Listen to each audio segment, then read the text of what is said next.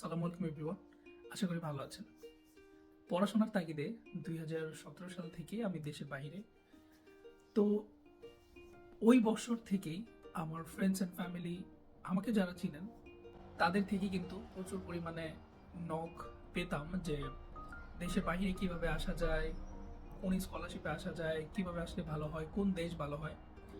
তো কেন যেন মনে হয় লাস্ট মাস মানে মে 2025 বা এপ্রিল 2025 আমার জন্য সবচাইতে বেশি ব্যস্ততম দুইটা মাস ছিল।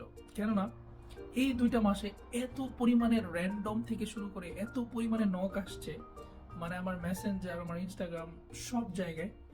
এটার এটার কারণটা আমি এখনো খুঁজে বের করতে পারতেছি না। এটা কি আসলে এই যে বাংলাদেশে ইন্টারিম গভর্নমেন্ট আসার পর থেকে স্টুডেন্টদের দেশে না থাকার যে একটা মানে প্রবণতা, দেশে না থাকার যে একটা ইচ্ছা, এটা আমার মনে হয় যে অনেক গুণ বেড়ে গেছে।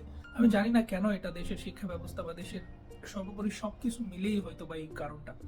শুধু আমাকে না, লন্ডনে যারা আছে বা বিভিন্ন দেশে যারা পড়াশোনা করতেছে তাদের সাথে কথা বললেও সেই তাদেরও একই কথা।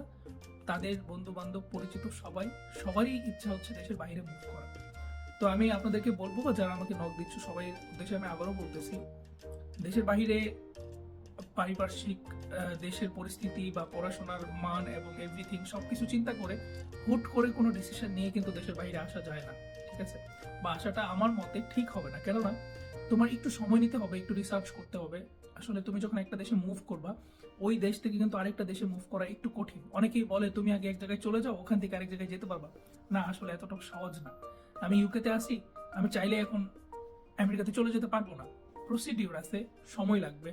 তো এরকম হচ্ছে বিষয়। তো বেসিক্যালি যারা এই মুহূর্তে একদম খুব তাড়াহুড়া করছো বা কোনো রকম কোনো প্রিপারেশন না নিয়েই বা সময় নষ্ট করতে যাচ্ছ না, আসলে দেশের বাইরে আসার যে বিষয়টা, এটাকে সময় নষ্ট বলে না, এটাকে ওই টাইমটা ইনভেস্টমেন্ট বলে। ওই সময়টা তুমি দেশ থেকে রেডি হচ্ছ।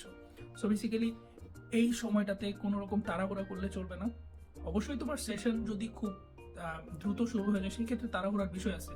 দ্যাট মিনস তাড়াহুড়াটা আমি কোন হিসেবে বলতেছি, যে তোমার দেশ চুজ করার ক্ষেত্রে, সাবজেক্ট চুজ করার ক্ষেত্রে, ইউনিভার্সিটি চুজ করার ক্ষেত্রে এগুলোতে কিন্তু তাড়াহুড়া করা যাবে না।